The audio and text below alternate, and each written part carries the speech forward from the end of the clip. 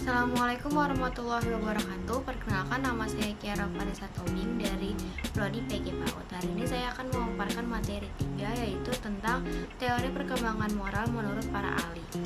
Teori perkembangan moral adalah suatu pendekatan yang digunakan untuk menjelaskan bagaimana individu mengembangkan pemahaman mereka tentang moralitas dan etika seiring waktu. Teori moral menurut Piaget. Salah satu teori perkembangan moral yang terkenal bahwa perkembangan moral berlangsung dalam tahap-tahap yang diprediksi. Tahap perkembangan moral menurut Piaget yaitu ada dua, moralitas heteronom dan moralitas otonomi. Moralitas heteronom adalah heteronom berarti tunduk pada aturan yang diberlakukan oleh orang-orang lain. Moralitas otonomi atau moralitas kerjasama. Moralitas tersebut muncul ketika dunia sosial anak itu berkembang. Selanjutnya, ada fase perkembangan menurut Piaget. Yang pertama, fase absolut dan fase realitas.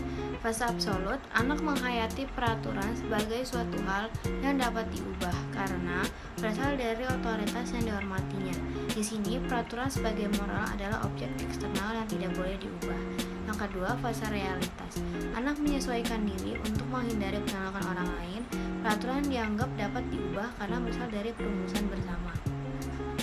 Selanjutnya, ada teori perkembangan moral menurut Lawrence Kohlberg. Yang tingkat 1, moralitas pra-konvensional. Ada dua tahap. Yang pertama, tahap ketaatan dan hukuman. Yang kedua, individualisme dan pertukaran yang sesuai.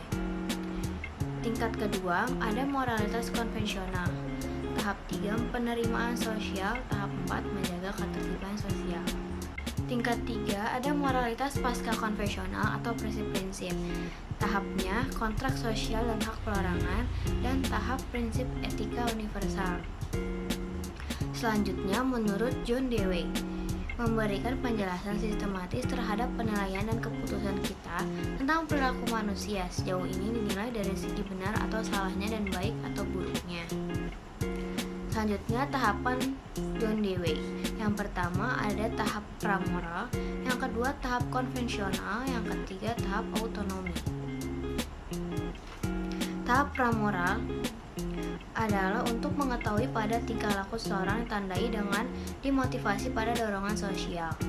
Tahap konvensional, tahapan ini memiliki sifat secara individual menerima ukuran yang terdapat pada kelompoknya dengan ditandai adanya kesadaran dalam ketaatan pada kekuasaan. Selanjutnya, tahap autonomi, tahapan ini pada tingkah laku. Tahap autonomi, tahapan ini pada tingkah laku perbuatan yang dipertimbangkan oleh diri sendiri yang ditandai dengan berkembangnya keterikatan pada aturan yang didasarkan pada hubungan timbal balik. Selanjutnya, menurut Thomas Lickona, psikolog pendidikan yang dikenal dengan kontribusinya dalam bidang perkembangan moral. Lanjut, ada gangguan dan hambatan pada perkembangan moral anak usia 0-13 tahun. Yang pertama, ada pengaruh media dan teknologi. Yang kedua, pengaruh lingkungan keluarga. Yang ketiga, lingkungan pergaulan. Yang keempat, kurangnya pendidikan moral. Yang terakhir, cara mengoptimalkan perkembangan moral anak usia 0-13 tahun.